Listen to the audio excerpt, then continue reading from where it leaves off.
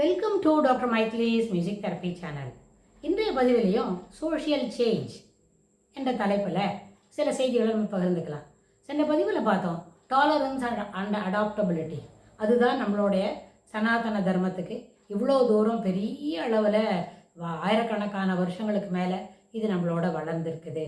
நம்மளோட still we are able to practice that. சனாதன தர்மம்ன்றது என்ன? அது ஒரு ப்ராக்டிஸ் ஆஃப் லைஃப். அதுபோல் இருக்கணும்னு அதுக்கு அடிப்படையில் என்ன வேணும்னு அங்கே இருக்கிறவங்களுக்கு டாலரன்ஸ் வேணும். பக்கத்தில் இருக்கிறவங்க எப்படி இருந்தாலும் நம்ம வழக்கத்தை நம்மளோட பழக்கங்களை நம்ம தொடர்ந்து அப்படியே நடைபடுத்திப்போம் அப்படின்னு. அதனால அடாப்டபிலிட்டி, பக்கத்தில் இருக்கிறவங்க எப்படி இருந்தாலும் அவங்களையும் நம்மளோட சேர்ந்து வசுதெய்வ குடும்பகம் அப்படின்னு சொல்கிறோம் இல்லையா, எல்லாரையும் சேர்த்து அரவணைத்து அந்த வழி நடத்தி செல்வது அப்படின்னு. ஸோ அதை நம்ம தாய் திருநாட்டில் ரொம்ப நாளாக இதை பழக்கப்படுத்தியிருக்கிறோம். அதுதான் நம்மளோட வே ஆஃப் லைஃபாக இருந்திருக்குது.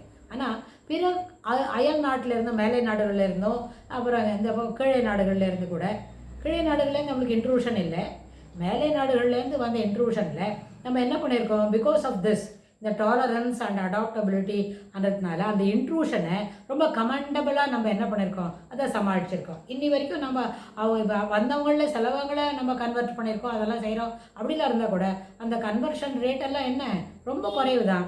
ஏன்னா நம்ம தாய் திருநாடு இன்னும் நம்ம இந்துக்களோட பழக்க வழக்கங்களை மெஜாரிட்டியாக நம்ம பழகின்னு இருக்கோம். இதில் இன்னொரு முக்கியமான விஷயம், நம்ம இத்தனை வருஷம் ஏதோ ஒரு நம்பர் சொல்கிறோம் இல்லையா, அத்தனை வருஷம் நாம் யார் மேலேயும் போய் என்ன பண்ணுறதில்ல, எந்த நாட்டிலையும் இன்ட்ரூடராகவோ நம்ம போய் நம்மளோட கலாச்சாரத்தை திணிக்கிறதாவோ இல்லை. இங்கே வந்து கற்றுட்டு போகிறாங்க, அவங்க கலாச்சாரத்தை வந்து நம்மளோட திணிக்கிறாங்க. இது போல தான் இருக்குது. இதெல்லாம் சோஷியல் சேஞ்சுக்கு ஒரு காரணமாக இருக்குது. This are all the one of the many factors in influencing the social change. இது வெளிநாட்டில் வரதை பற்றி, ஃபாரின் இன்ட்ரூஷனை பற்றி சொல்கிறோம். ஆனால் இது வந்து ரொம்ப மினிமல் அப்படின்னு வச்சுட்டா நம்மளோட பரிவியூவில் அதை பற்றி டச் பண்ணாமல் நம்ம தாய்நாட்டுக்குள்ளேயே இருக்கிற ஒரு மொபிலிட்டி, இந்த ஒரு ஸ்டேட்லேருந்து இன்னொரு ஸ்டேட்டுக்கு போகலாம், அங்கேயும் போய் நம்ம சௌகரியமாக இருக்கலாம். சில சின்ன சின்ன சேஞ்சஸ் பண்ணிட்டாலே வேறு ஒரு ஸ்டேட்டில் போய் நம்ம சௌகரியமாக இருந்துக்கலாம். இங்கே இருக்கிற மாதிரி இருக்கலாம், அங்கே இருக்கிற சேஞ்சை நம்ம அடாப்ட் பண்ணிக்காமல் கூட இருக்க முடியும். These are all the things possible. அப்புறம் கிராமத்துலேருந்து நகரத்துக்கு வரோம். கிராம வாழ்க்கையை காட்டிலும் நகரத்து வாழ்க்கையில் சில எளிமையான சுழிவுகள்லாம் நம்மளுக்கு கிடைக்கும்னு சொன்னால் we are ready to come. அதனால் நகரத்தில் வந்து வாழ பழகின பிறகு மீண்டும் நம்ம கிராமத்துக்கு போகிறதுக்கே மனமில்லாதவங்களாக கூட இருக்கும். அதனால தான் நகரத்தில் இருக்கிற ஒரு ஜனத்தொகையோட ஒரு டென்சிட்டி அதிகமாக இருக்குதுன்னு சொல்லலாம். அப்புறம் கிராமத்தில் இருக்கிற ஒரு நிறைய ஸ்பேஷியஸாக கிடைக்கிற இடம், அப்புறம் சிலதெல்லாம் குட் ஏர், குவாலிட்டி ஏர், அப்புறம் குவாலிட்டியாக கிடைக்கிற ஒரு உணவு பதார்த்தங்கள்லாம் நகரத்தில் கிடைக்கலன்னா கூட அதுக்கு நம்ம என்ன பண்ணிக்கிறோம், நம்மளை காம்பன்சேட் பண்ணிக்கலாம் அப்படின்னு சொல்லிட்டு we continue to live in the city limits all city limits within the city or nearer to the city அப்படி இருக்கணும்னு நம்ம நினைக்கிறோம். இதெல்லாமே இந்த மொபிலிட்டி டு மூவ் அரவுண்ட், இதுக்கு ஒரு 3 ஃபேக்டர்ஸ் இருக்கும் அப்படின்னு சொன்னால் முதல்ல இந்த மொபிலிட்டி ஒரு முக்கியமான காரணம். அப்புறம் இந்த மைக்ரேஷன் சொல்கிறோம், நகரத்துலேருந்து கிராமத்துலேருந்து நகரத்துக்கு வரோம், நகரத்துலேருந்து இன்னும் கொஞ்சம் மேன்மையாக இருக்கிற இடத்துக்கு போகணும்னு நினைக்கிறோம்.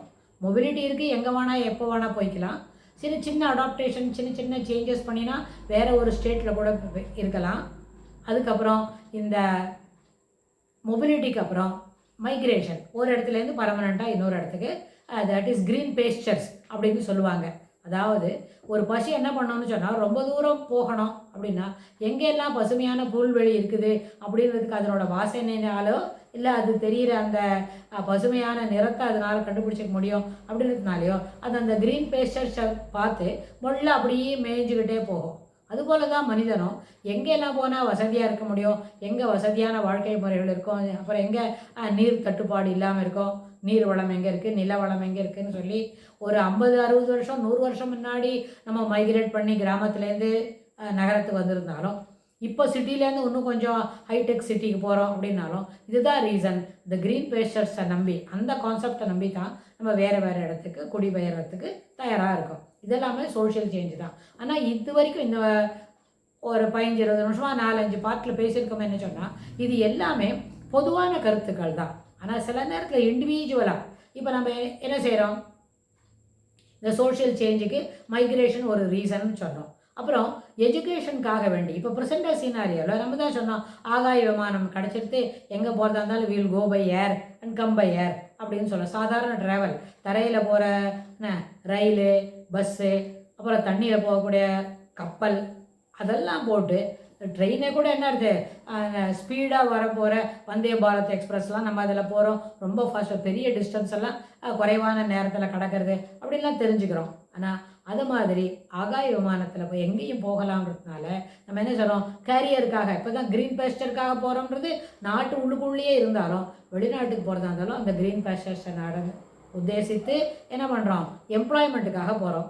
சில சமயத்தில் எஜுகேஷன் நல்லபடியாக மேல்நாட்டில் போய் படிச்சுட்டு வரணும் அப்படின்றதுக்காக போகிறோம். சில சமயத்தில் கரியரை டெவலப் பண்ணிக்கணும் இன்னும் you want to earn much more அப்படின்றதுனாலவும் வெளிநாட்டுக்கு போகிறோம். இதர தேசாந்தரங்களுக்கு போனாலும் நம்ம தாய்நாட்டுக்குள்ளேயே நம்ம பணிபுரிந்தாலும் நம்ம என்ன செய்கிறோம் சோஷியல் சேஞ்சுக்கு அடாப்ட் பண்ணிக்கிறதுக்கு தயாராக தான் இருக்கிறோம்.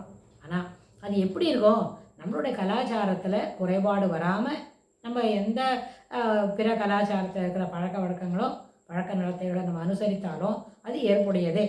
காலத்தின் கட்டாயத்துக்காக மாற்றம் என்பது மாற்ற முடியாதது. ஏன்னா சேஞ்சஸ் இன்னெவிட்டபிள். அப்போது எந்த அளவில் சேஞ்ச் அந்த ஊரில் இருக்கிற வரைக்கும் அது போல் இருக்கலாம். The moment we return back நம்ம எப்போது நம்ம தாய்நாட்டுக்கு நம்ம தகப்பனாரோட தந்தையோட இல்லை அதாவது தாயோட இருக்கணும் நம்ம உறவுகளோட இருக்கணும்னு சொல்லி வந்தோமோ அப்போ இது போலவே இங்கேயும் இருக்கலாம். அதாவது எந்த இடத்துக்கு போகிறோமோ அதுக்கு தகுந்த மாதிரி நடை உடை பாவனை என்ன உங்களுடைய பழக்க வழக்கங்களுக்கு அடாப்ட் பண்ணிக்கிறதுக்கு முடியுமா இருந்தால் சேஞ்ச் சாதாரணமான விஷயந்தான். இது வரைக்கும் இந்த பொதுவான கருத்துக்களை பார்த்தோம். அடுத்த பதிவுலேருந்து இந்த சேஞ்சினால் நம்மளோட கோட் ஆஃப் கான்டக்ட் அப்படி சொல்கிறோம் இல்லையா நம்மளோட ட்ரெஸ் மெட்டீரியல்ஸில் என்ன சேஞ்ச் வருது தட் இஸ் அப்புறம் அடாப்டபிலிட்டி டுவர்ட்ஸ் ஸ்டடீஸ் அதில் என்ன வருது எப்படியெல்லாம் புது மாதிரியான கேட்ஜெட்ஸ்லாம் பயன்படுத்தி நம்மளோட எஜுகேஷனை எப்படியெல்லாம் நம்ம இம்ப்ரூவ் பண்ணிக்கிறோம் அதை பற்றியெல்லாம் நம்ம வரப்போகிற பதிவுகளில் பார்க்கலாம்.